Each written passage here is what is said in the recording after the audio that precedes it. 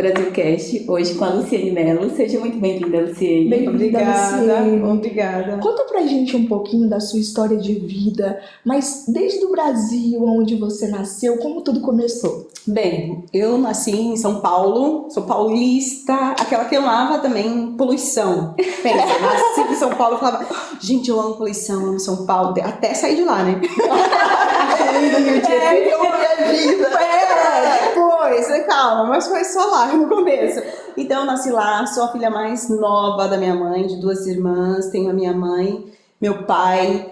Nasci assim pobre, numa cidade pequena, mas que tive sempre uma educação que minha mãe falava, filha, estuda, porque o estudo é muito importante. Então, minha mãe é daquela que me colocou para fazer datilografia, gente. É mesmo? Eu fiz datilografia. Minha mãe era tão preocupada que desde pequena ela me colocava no balé, me colocava em alguma aula gratuita que tinha lá perto, jazz. Depois, primeira vez quando eu comecei a crescer datilografia, depois computação, porque era importante. Não sei se vocês lembram do SOS Computadores. Eu fiz parte da SOS. Desculpa, mas sou, né? Tô falando a minha idade aqui pra vocês, tá? Brincadeira. Vocês viram no YouTube, né? Vocês nunca viram. Quem tá assistindo nunca viu. Tá bom, então era assim, o primeiro curso de computação que a gente teve, eu fiz. Bom, e minha mãe sempre me educou como ela é cabeleireira, sempre foi muito pobre, tinha a 4ª série só. Depois ela, quando a gente era grande, adolescente, que ela foi estudar. Então acho que a educação para ela era um sonho e era muito importante. Então eu sempre vi que era também realizar um sonho para ela e eu ter uma formação. Então, minha mãe também queria que eu fosse independente, que eu tivesse o meu dinheiro. Então, com 14 anos, ela me colocava nas amigas dela, que falava assim, a Luciene pode ser recepcionista lá do seu escritório de advocacia, sabe? A Luciene pode ajudar, não sei o quê. Sempre me colocava para aprender e para conseguir já, na primeira oportunidade, começar a trabalhar. Então, quando eu tive, naquela época, ainda com 14 anos, podia fazer estágio. Então, eu cheguei a fazer estágio com 14 anos, eu comecei a trabalhar muito cedo. Logo em seguida, minha mãe, quando conseguiu ter um dinheirinho, eu consegui um estágio, ela falou, vamos colocar você numa escola particular, lá no colégio. Então, minha mãe foi aquela que me ensinou que a educação era muito importante. Legal. E que não importa onde você tá, você pode ir além. Então eu aprendi isso da minha mãe. Então eu já pensava, nossa, eu tô fazendo estágio, eu vou para a faculdade. Da faculdade eu vou conseguir tal emprego. Então eu já tinha, minha mãe me educou a ter essa mentalidade. E então com isso eu percebi que Vila Jacuí, que era lá São Miguel Paulista, era muito pequeno para mim. E aí eu conversava com os meus amigos, eu falava, gente, vocês não têm vontade de sair daqui? Viajar, conhecer o mundo, né? E o meu plano de vida master, assim, era falar, quando eu tiver 21 anos, eu vou ter meu carro e meu apartamento, que é sonho de adolescente, né? Eu achava que isso era o ápice. Mas eu era bem sucedida. Então, eu fiz um ano de faculdade, com 17 anos eu já estava na faculdade, porque minha mãe me colocou um ano mais cedo, adiantada, na escola. Aí eu descobri que turismo não dava certo, porque eu falei, gente, eu quero trabalhar no feriado, eu quero viajar no feriado, não quero trabalhar. Não vai dar para ser turismo. Mudei. Me encontrei na psicologia. Então aí eu fui para psicologia, fiz formação em psicologia. E ali eu já sabia que eu queria muito mais. Então eu consegui um trabalho muito bom logo no primeiro ano de faculdade. Eu já trabalhava numa agência de recrutamento e seleção. Com 21 anos eu já fazia recrutamento e seleção para grandes empresas naquela época do boom do telemarketing. Então a gente fazia seleção de 300, 400 pessoas, mas eu era assim, falava assim, agora eu tô fazendo essa seleção, mas eu já quero fazer seleção de cargo de chefia, né? Eu sempre pensava assim. Só que teve um percurso, algo que aconteceu nessa história foi porque eu conheci uma instituição social, que é a Aliança de Misericórdia, que está aqui inclusive na rua de vocês, e que é uma instituição religiosa. E ali eu falei assim, nossa, encontrei, na verdade foi um encontro que eu encontrei ali, Jesus, amei Jesus, e eu sempre fui muito radical. E tinha e essa comunidade, ela é missionária. E ali, hoje, com quase 40 anos, eu vejo que eu via, assim, o mundo que eu queria conhecer tava ali, né? Então era uma comunidade missionária. Então eu fui pra lá. Deixei a faculdade, tadinha da minha mãe. Ela já sobreviveu ao problema do coração. Ela não vai morrer do coração, porque isso eu ia ficar pra não ficar no podcast. Mas eu acordei de manhã, às 7 horas da manhã, e falei, mãe, tô indo embora de casa. Ela, o quê? Eu falei, tô indo embora de casa. Porque eu não tinha coragem, era a única maneira que eu tinha de fazer isso. Mas tá bom, fiz. E fui ser missionária, fui viver em missão, viver da providência, vivi muitos anos de doação como missionária. E foi aí, nesse tempo eu estava com 21 anos, entrei nessa comunidade, deixei tudo e fui vivendo de missão mesmo. Aí morei em Piracicaba, morei no Ceará, morei em tantas cidades, gente. Ah, mas a missão era dentro do Brasil? Até então. Quando abriu a missão fora, foi quando eu vim para Portugal. Ai, que legal. Então, nesse primeiro tempo, eu conheci meu marido, me casei na missão. Que legal. Tivemos os nossos filhos lá. Nesse percurso, como a missão sempre era prioridade, a psicologia ela sempre ficava em segundo plano, sempre acontecia alguma coisa. E quando eu tive a oportunidade de voltar a estudar novamente, porque eu ia mudar de missão, morei em Alfenas, Minas Gerais, então eu fiquei 2 anos lá em Alfenas, então eu mudava. Quando você muda, aí você volta 1 ano, né? Então eu demorei 10 anos para me formar, mas eu sabia que psicologia, desenvolvimento humano, eu já ajudava as pessoas de forma de aconselhamento, formações espirituais, mas não era o suficiente. Eu sabia que psicologia era o que eu amava. E aí também, quando no último ano eu engravidei, gente, aí tem uma outra história, que eu tenho histórias. Foi quando eu me engravidei de gêmeos, que eu fui para lá em São Paulo, gravidez gemelar, é de risco, é considerado como uma gravidez de risco. Então eu fiz todo o meu tratamento, toda a minha gestação, junto com as mulheres com gravidez de risco. E naquela época eu ia lá para o Hospital São Paulo, lá... E lá eu ficava escutando as mulheres com gravidez de risco. Nossa. E eu tinha uma gestação perfeita, eu só tava lá porque eu tinha gemelares. E ali eu lembro que eu falava, quando eu me formar eu vou ajudar mulheres. Que legal. Porque eu já falava assim, gente, essas mulheres elas iam de longe, com bebês às vezes deficiente, com todo o sofrimento de como ia ser depois. Muitas mulheres com marido que não apoiavam mesmo. E eu nunca me esqueço, vou contar isso aqui agora, que quando eu tive meu bebê, os 2 nasceram perfeitos. E tinha uma que eu sempre ia acompanhando, que ela também tinha 2 meninas. Só que uma ficou internada e outra foi pra casa. E aí, quando eu fui, depois de 5, 6 dias, você tem que voltar, né? A primeira vez, na primeira consulta, eu encontrei com ela. Gente, ela tava assim, magra, assim, com aquelas olheiras profundas, descabelada. Falei, e aí? Ela falou, ai, minha bebê ficou aqui. E ela morava, em Itaim, 2 horas do hospital. E todos os dias ela tinha que ir e voltar para poder ficar com o bebê que estava no hospital e tinha o outro em casa. E o marido estava trabalhando. Quando eu vi aquela mulher, eu falei assim, gente, se eu pudesse eu pegava ela. Sem falar que essas questões da gestação, a mulher fica muito sensível. Então, como eu peguei mulheres em muita situação de crise, eu falava, hoje eu entendo quando uma mulher, o que a mulher passa quando ela chega a surtar, fazer coisas muito difíceis, ou tem uma depressão pós-parto, porque é muito difícil gerir tudo. E ali eu sabia que eu ia ter uma missão que era cuidar de mulheres, né, como psicóloga. Me formei, graças ao meu marido, porque eu tava lá com 2 bebezinhos pra faculdade, mas me formei. E logo disso fui enviada para Portugal, em missão. Então, só que eu já vinha como psicóloga, então eu fazia esse trabalho de missão com a Aliança de Misericórdia, que era a instituição naquele momento, e também de aconselhamento. Então, para não poder ir depois de treinamentos, então eu já fazia treinamentos para mulheres. Ali eu já comecei a focar todo o meu trabalho de treinamento para mulheres. Depois abriu a missão aqui na Bélgica, eu vim morar com meu marido aqui na Bélgica, fiquei aqui 1 ano e meio morando com meu marido aqui na Bélgica, só que eu engravidei lá em Portugal e quando eu cheguei eu estava grávida.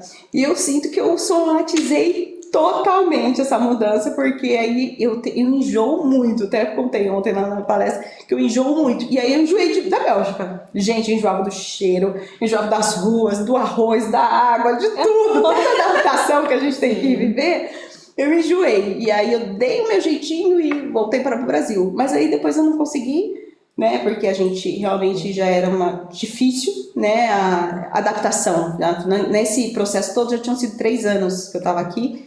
Então nós voltamos novamente, aí eu voltei e hoje atualmente eu moro em Portugal. Ai, que legal! E conta pra nós, como que você conseguiu gerir a questão dos filhos e o profissional? Como que você faz para juntar sua carreira e a sua familiar? Esse é a primeira crise depois que a mulher engravida, né? É a primeira crise. Primeiro porque ela vai ter que ser ela acha que ela vai ter que ser uma outra pessoa. Na verdade, ela vai ter que se descobrir. E eu tive que passar por esse processo. Não importa o conhecimento que você tenha, toda mulher vai ter que passar pelo processo de se redescobrir, sendo mãe, sendo esposa e tendo que trabalhar. Uma coisa muito interessante é que dentro dessa instituição, eu sempre sou daquela assim, quero mais. sabe? Eu sou aquela, quero mais. É muito grande. Dentro ali, as mulheres casavam e tipo assim, você tem que ser mãe do lar. Tá tudo bem quem sonha com isso, quem gosta disso. Tem mulheres que se realizam nisso, mas pra mim é muito pouco.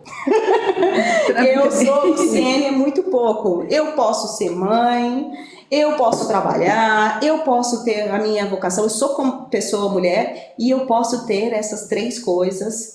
Na verdade, eu passei durante 1 ano com uma grande briga interna. Por que não? Por que eu não posso trabalhar? Será que eu sou assim tão ruim se eu for trabalhar e deixar os meus filhos porque tem a culpa? Gente, eu sou uma péssima mãe se eu querer, porque não é priorizar, não é você colocar um em prol do outro, é você dividir, né? Eu sou tão ruim assim. E eu sempre tive um marido que me apoiava muito. Então ele é muito importante. Ele é muito importante. Ele sempre me apoiou. Ele sempre falou: se é isso que você sente, você vai, né? Você faz. E eu comecei a perceber que não, eu posso, se eu estou com os meus filhos, é 100% ali, se eu vou trabalhar, é 100% ali, e esse processo eu tive que crescer internamente, mas eu acredito sim que nós precisamos deixar um pouco da culpa, entender quais são as nossas responsabilidades e aprender a conciliar. Uma coisa fundamental, não existe equilíbrio. Não existe equilíbrio. Então, no momento que a gente fica procurando equilíbrio, a gente está se cobrando, a gente está exigindo. Tem aquilo que você dá conta, né? Tem aquele melhor que você pode fazer naquele momento. Você só tem que ser reta com você mesma e falar: eu estou sendo honesta, eu estou dando o meu melhor, eu posso dar um pouco mais ou eu estou exigindo demais de mim? Né? Quem é que está precisando mais nesse momento? Porque a mãe ali já não é só o centro, não é só ela ser uma mulher bem-sucedida no trabalho. É uma criança que também agora você se comprometeu e você tem responsabilidade sobre ela. Se ela precisa mais naquele momento, aquele momento é dela. Né? Se o meu trabalho precisa, filho, espera um pouco. Meus filhos estão lá com meu marido. Filhos, espera um pouco que a mamãe vai ali na Bélgica e já volta. Né?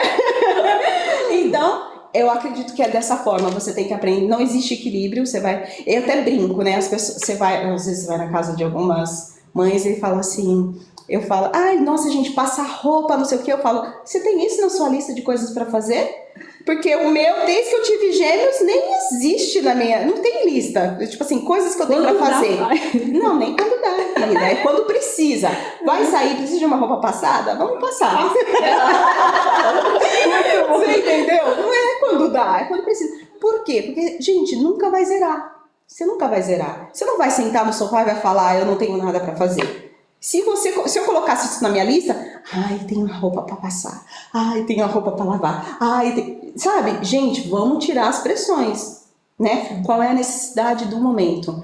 Meus filhos precisam ir bem bonitinhos e passadinhos? Vamos passar. Meus filhos precisam de mim no sofá? Vou ficar sentada no sofá. Precisa de comida? Vou fazer comida. E aí eu comecei a me cobrar menos. Né? Porque eu sabia que eu podia corresponder naquele momento, não com tudo, mas naquele momento. Mas aí você tem empregada, tem algum... Não, é você mesmo. Não, eu mesmo. É outra versão da Luciene. Eu sou empregada, é a Luciene número 2. Não, lá em Portugal não tenho. Porque assim, é caro lá em Portugal, vocês sabem. Sim. Lá em Portugal é caro, no Brasil eu tinha. É alguma das renúncias que a gente tem que fazer, né? Mas aqui eu facilito, eu vou facilitando muitas coisas. Agora, os meus filhos estão maiores, claro que se eu tivesse eles menores, os meus filhos, só para quem não sabe, já têm 11 anos. Então, eu já trabalho em equipe lá em casa. Agora, quando era bebê, se eles fossem menores, eu não sei se eu falaria, eu renunciaria um almoço. Vamos supor que financeiramente você não pode. Sim. Se fosse nesse caso, eu ia falar, eu deixo de almoçar fora no final de semana, mas vai vir alguém aqui arrumar essa casa, né? Eu falei assim, mas hoje eu trabalho em equipe, né? E eu falo que nós temos uma equipe, e aí tem o meu filho de 8 anos já arruma os tênis, o outro guarda as peças íntimas, o outro aspira a sala, e aí tem toda uma equipe. E eu mostro sempre pra eles, tá vendo como é importante? Se você não me ajudasse, a mamãe não ia poder agora sentar com vocês no sofá, porque eu ia ter que trabalhar 1 hora a mais. Né? Mas é claro, em Portugal, que é diferente do Brasil, eles têm a ATL, eles têm um almoço na escola, né? Só pra vocês que estão no Brasil e verem, porque assim, também tem umas... hoje eu não tenho uma empregada, mas eu tenho os outros regalinhos. Calma, eu não fico assim todo dia pensando o que eu vou fazer, o almoço, a janta, né? Tem tudo isso já. Mas e qual que seria o conselho que você daria? Eu vou me colocar aqui meio que como um exemplo, por exemplo. O meu momento. muito de multitarefas. De repente eu tenho uma adolescente em casa, tenho uma criança que começou a ir para a escola agora, ou seja, eu tive que começou a mudar minha rotina. Mudei de cidade, não moro mais na capital, moro no interior, trabalho na capital e tô grávida. E tenho um bebê, porém eu também tenho que tá, mesmo indo para a capital, tem que voltar antes de pegar minha filha na escola, porque fica até 6h30. Porque eu acho que o maior desafio da mulher que depois fala assim, tá bom, eu vou pagar o preço para trabalhar, é esse. Eu não posso esquecer meu filho. Esses dias eu tava numa reunião, gente, te juro, meu marido sempre é ele que vai pegar. Só desculpa interromper. E eu coloco lembrete, pra vocês terem noção, tá? Porque como não sou eu coloco lembrete, senão eu sei que eu esqueço meu filho, tá? Sem julgamento, gente, eu sou serrana, tá? Vamos falar da vida real, vamos falar da vida real. E aí, de repente, eu tô lá, fazendo uma reunião de 2 horas, muito longa, o telefone toca, eu vi um telefone fixo. Sabe quando a gente é uma questão de 1 segundo, já me deu um gelo assim, eu falei, eu não conheço esse número. Esqueci meu filho na escola. Aí a mulher tava falando, só um minutinho que eu tenho que atender esse telefone. Aí, o Pedro, ai, minha senhora, desculpa, que eu gente, esqueci ele 1 hora, ainda bem que não era noite, né? Desliga a reunião, pega o carro e eu vou buscar. Então, assim, pode continuar. Assim, o maior desafio quando a gente quer pagar o preço é isso, porque depois você tem que pegar os filhos na escola, tem um horário, um compromisso também. Exatamente. E aí acaba que a mulher se cobrando muito, porque se torna multitarefa. Lógico que assim, o meu esposo me ajuda bastante, também trabalha em outra cidade, não é na mesma cidade que a gente reside. E aí ele também estuda, também trabalha comigo, então ele também tem aquela multitarefa. Além de trabalhar comigo, também tem outro trabalho dele, e ainda também faz um doutorado, ou seja, é uma correria. E aí acaba que a gente se cobrando muito. Fala assim, nossa, será que eu dou conta de fazer tudo isso? Nossa, eu tô muito cansada. Sim. Na fase da gestação a gente sente, não sei se é você, mas eu sinto um sono de morte. Eu não falo, não é um sono, é um sono da morte. E pra mim é verdade, eu não existo. Mas o que eu posso te dizer é assim, aquilo que você puder fazer como rede de apoio, seja muito prática. Você poderia juntar dinheiro. Você poderia fazer alguma coisa, fazer uma viagem tirando algum extra. Aquilo que você puder fazer financeiramente que vai ser uma rede de apoio para você, não poupe. Como ter alguém para limpar a sua casa. Pronto. Uma mulher que escolhe ser multi, ela também tem que ser prática. Sim. Então, assim, primeiro vamos resolver o problema, né? Tem alguém que pode me ajudar? Tem uma rede de apoio? Posso pagar alguém? O que eu vou apertar ali? Vou fazer isso. Aí vai ficar só o que depende de você.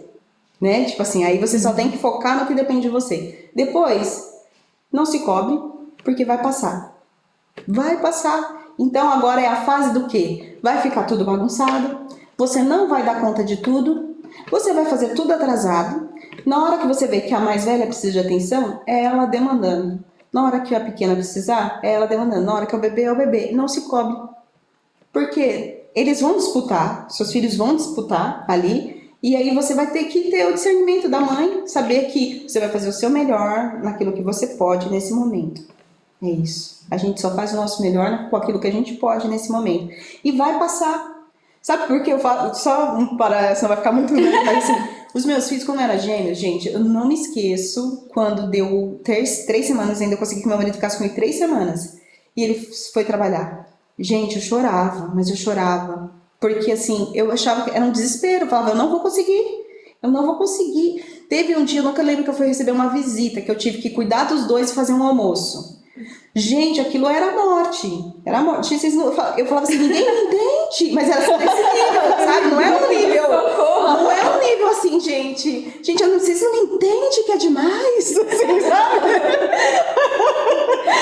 Só pra você conseguir fazer um almoço, um bebê chorando. Tipo, é muita coisa. E ainda você vai receber alguém em casa, porque a casa tá mais ou menos, né, organizada. Tipo, e eu chorei muito. E aí eu ficava esperando passar. E eu ficava pensando assim, quando passar a fase da cólica vai ficar melhor.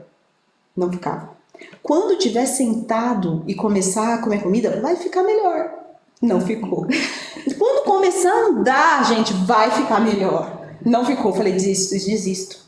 Cada fase vai ter o seu desafio e vai passar. Então eu parei de ficar esperando esse momento, sabe? Achando que a gente vai ter um momento mais fácil ou que a gente vai conseguir.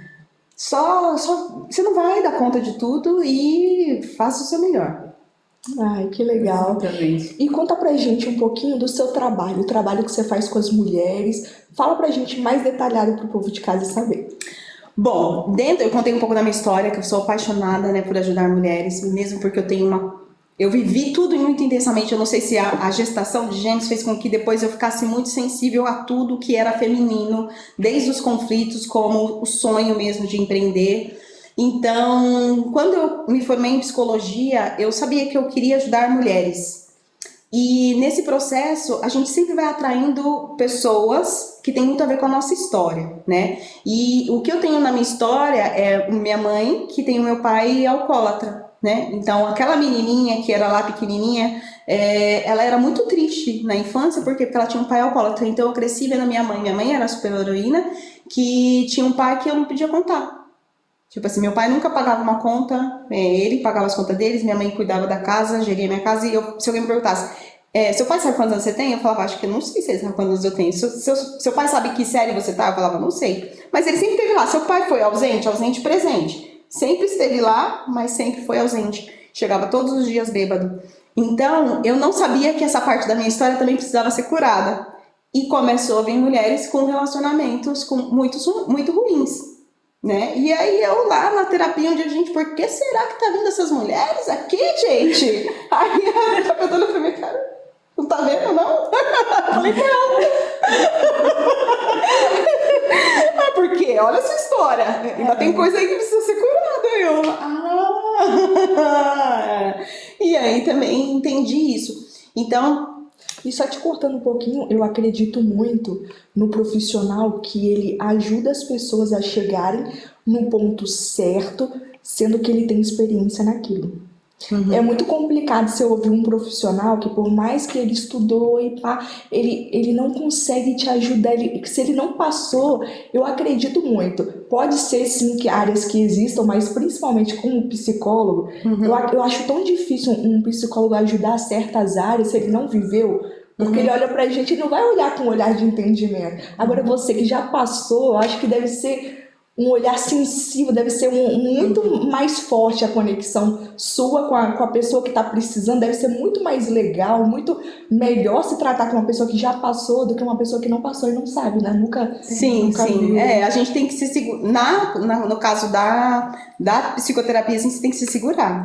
Você não pode, né? Tem a pessoa assim, vai dar certo, você vai conseguir. Né? Às vezes dá vai dar certo, você consegue. Mas você não pode. Sair do profissional. E pra mim conseguir sair desse lugar foi um dos motivos que eu falei, a psicologia é pouco. A psicologia é pouco.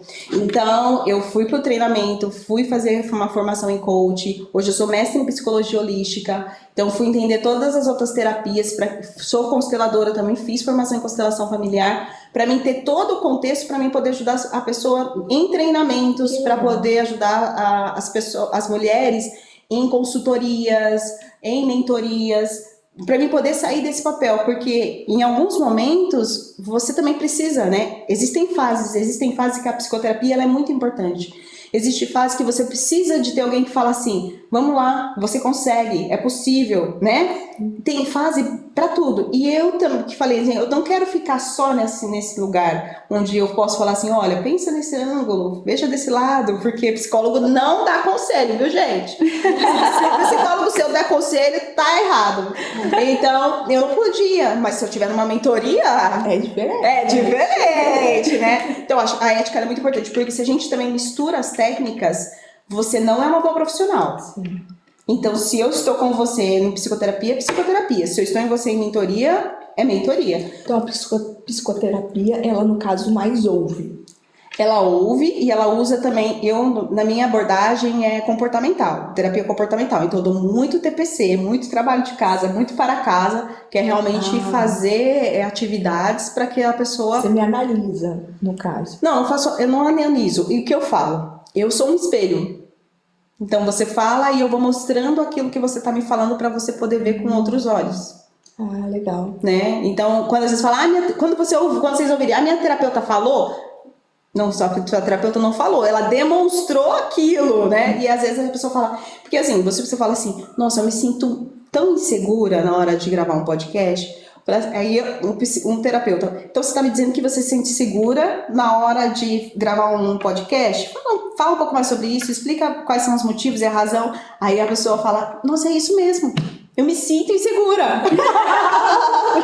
Ela já falou aquilo, né? E assim, analista, no caso, se fosse comparar essa o analista, ele fala menos, que é no caso da psicanálise. Aí ele faz outras abordagens também, e ele vai pegar mais por outras questões mais da área da infância, né? Então ele vai fazer uma associação mais com a área da infância. A TCC, ela pega também a infância, só que ela vai reprogramar. Ela vai fazer uma reprogramação. Entendi, que legal. E esse trabalho também que você faz com constelação familiar, como que se dá? Por exemplo, eu já ouvi falar várias vezes desse tema, mas eu nunca me aprofundei sobre esse tema. O que seria essa constelação familiar? A constelação familiar é uma abordagem que não tem nada a ver com a psicoterapia, mas que ela tem a bagagem, o sistema familiar. A família é um sistema onde cada pessoa ocupa um papel. E tem as ordens do amor, onde cada pessoa neste papel tem um cumprimento também de amor, tem uma função. E às vezes a gente pega funções que não são nossas, às vezes até do passado. Eu vou dar um exemplo assim, esse conhecimento é muito bom, porque eu não faço, olha, eu vou abrir um consultório e vou fazer uma aplicação sistêmica em você. Não, eu uso a abordagem da terapia sistêmica para te ajudar dentro de uma psicoterapia. Tá? Então eu pego a teoria, que é muito interessante. Vamos supor essas mulheres, a minha mãe, ela é muito, como eu falei, ela é muito um modelo para mim, né? Como mulher. Só que a minha avó também não teve um marido que o apoiasse. Eu não sei mais das outras histórias, mas eu consigo perceber que a árvore genealógica da minha família são de mulheres batalhadoras que não têm homens que apoiam. Entendeu? E eu me pego, mesmo tendo um marido que me apoia muito hoje, trabalhando como tipo assim... Se fosse sozinho. Ai, se meu marido... Você não vai me ajudar? Entendeu? Poxa, mas ele tá aqui me ajudando. Então, porque a gente traz muita coisa também da nossa história, da nossa árvore genealógica. Então, esses dias eu tava fazendo uma afirmação positiva que era assim, eu sou muito grata a todas as mulheres que vieram antes de mim, por toda a sua história, mas hoje eu quero reger a minha vida com liberdade. Então eu não quero repetir os padrões delas passados. Eu quero construir uma nova história para as próximas mulheres que vão vir na geração da minha família. Então é todo esse processo que com esse conhecimento a gente também pode trazer. Porque eu posso falar, olha, tá vendo que aqui tem uma questão familiar? Porque a gente vai falar sobre ciclos. Por que se repete ciclos na nossa história? E às vezes a gente vai ver que você pode estar repetindo um ciclo da sua mãe, da sua avó, né? Da sua tia. E aí a gente pode ir lá e falar assim, olha, o que tinha significado ali, o que você está repetindo, vamos mudar esse ciclo? E aí a gente corta todo o processo que vinha vindo de geração. Que legal. E você consegue fazer esse trabalho à distância? Sim, Consegue? consigo, Não só sim. ao vivo, né? Não só ao vivo. E aí o meu papel com mulheres é fazer com que as mulheres possam viver, florescer, mulheres, em qualquer área da vida, seja na área dos relacionamentos, na vida emocional. As mulheres precisam ser fortes emocionalmente e também empreendedoras de sucesso. Legal. Ô, Luciene, muito obrigada. Você tem mais uma dúvida? Você quer falar mais alguma coisa sobre o seu trabalho? Além dessa parte do florescer, você trabalha também com lançamento de projetos de mulheres? O que seria mais ou menos? Gente, meu trabalho é bem assim diversificado. Então hoje eu faço todo o meu projeto de florescer. Então eu ajudo mulheres e treino mulheres mentalmente, de forma comportamental, a poder trabalhar ou na área de relacionamentos, ou fortalecimento emocional, ou empreendedorismo. Então eu ajudo toda a parte realmente de mentalidade e comportamento que a mulher precisa ter para empreender, né? Então, como eu mostrei ontem, nós estávamos numa palestra, eu mostrei quanto que é importante a pessoa que está levando o empreendedorismo, a mulher que está levando o empreendedorismo por trás. Então, às vezes ela se preocupa em marketing, em foto, em imagem, mas tem ali aquela mulher ainda com insegura, com medo, que não consegue gravar um vídeo, que não consegue fechar com o cliente, que não consegue vender o seu produto, com traumas, e que precisa destravar. E aí eu ajudo essas mulheres a conseguirem se curarem, florescerem e serem sucesso. Um exemplo, a minha irmã, por exemplo, ela é muito segura, ela é aquela pessoa que sabe fazer bem o produto dela, mas ela é insegura para divulgar porque ela tem medo das críticas, talvez do possível cliente ou do não cliente que está lá somente para criticar. Isso, Então, esse é meu trabalho. Esse meu trabalho eu faço uma análise das forças e das fraquezas. Então a gente faz uma análise da força e das fraquezas. Então, qual é a força dela? Ela consegue vender. Ótimo, vamos explorar isso. Qual é a fraqueza? Insegura para falar. Como trabalhar as inseguranças, desenvolver todo o emocional que precisa ser desbloqueado ou criar novas habilidades, porque às vezes nem é tudo trauma, tá, gente? Às vezes a gente precisa criar novas habilidades. Né? Às vezes a gente tem um perfil que é difícil para isso, que é mais introvertido, é mais estável, não vai conseguir ficar sempre no Instagram, não vai conseguir ficar sempre falando ou vendendo. Então ela vai entender isso, ela vai se conhecer e a gente vai criar estratégias para ela ter novas habilidades e conseguir aquilo que ela quer. Então sempre traçando uma clareza de meta. Qual é a sua meta? Sua meta é conseguir isso? O que você precisa para chegar nessa meta? A gente desenvolve toda a estratégia e habilidade que ela precisa, comportamento e mentalidade para poder chegar naquela meta. E aquele profissional que está começando agora? Ela é tudo, ela é o marketing, ela é o financeiro, ela é quem desenvolve o produto, é a vendedora, todo esse processo. E de repente ela acaba se cobrando muito, porque ela fala, nossa, mas eu não tô tendo retorno nisso ou naquilo. Mas ela não tem caixa para atuar em si, então por isso que ela é multi. Ela faz a divulgação, mas não faz tão bem feito.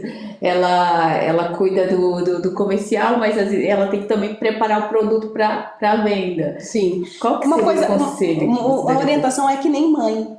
Quando é a mesma situação, só que só muda o filho, vamos supor, só muda a situação. Eu acho que isso é muito interessante. Você não vai dar conta de tudo, você não se cobre, mas você precisa saber exatamente o que você precisa fazer, qual é o próximo passo. Gente, esse é o grande segredo. Qual é o meu próximo passo? Esse é o mais importante. Aí eu tenho que fazer muita coisa, mas qual é o próximo passo que vai fazer ela ter uma venda? Para pequena, um empreendedor, às vezes você só precisa de fazer uma venda para fazer a compra da semana, não é verdade? Sim. Então a pergunta é qual é o próximo passo? Porque às vezes você pode pensar, nossa, eu tenho que fazer um post. Só que o próximo passo é às vezes mandar mensagem para aquela mulher que falou que ia fechar e não fechou. Mas o próximo passo é fechar uma venda. Então eu vou fazer um post ou eu vou mandar mensagem para aquela mulher? Entendeu? Sim. Mandei mensagem pra mulher não fechou, qual é o próximo passo? Vou fazer um post. Porque acabou as opções. Então, essa pergunta eu acho que ela é essencial para o pequeno empreendedor. Porque a gente não trabalha com muitas coisas. Embora a gente tenha muita coisa para fazer, mas às vezes a gente só precisa de fechar uma venda. Só precisa de um cliente, né? Para poder manter aquela semana ou aquele mês. Então, o próximo passo para aquele cliente, porque aquele cliente vai trazer um novo cliente. E não tenham medo das estações, eu vou falar isso, né? Para um negócio florescer, não tenha medo das estações. E, Luciene, mas eu preciso de dinheiro, só que vai levar um tempo. Você não vai fazer tudo bom logo no começo. Só não desista, porque senão você não vai ver, você não vai chegar no verão, não vai chegar na primavera, né? Não desista. Por isso que o próximo passo ele é muito importante, porque de passo em passo você passa por todas as estações. Verdade. Luciene, muito obrigada pela sua presença.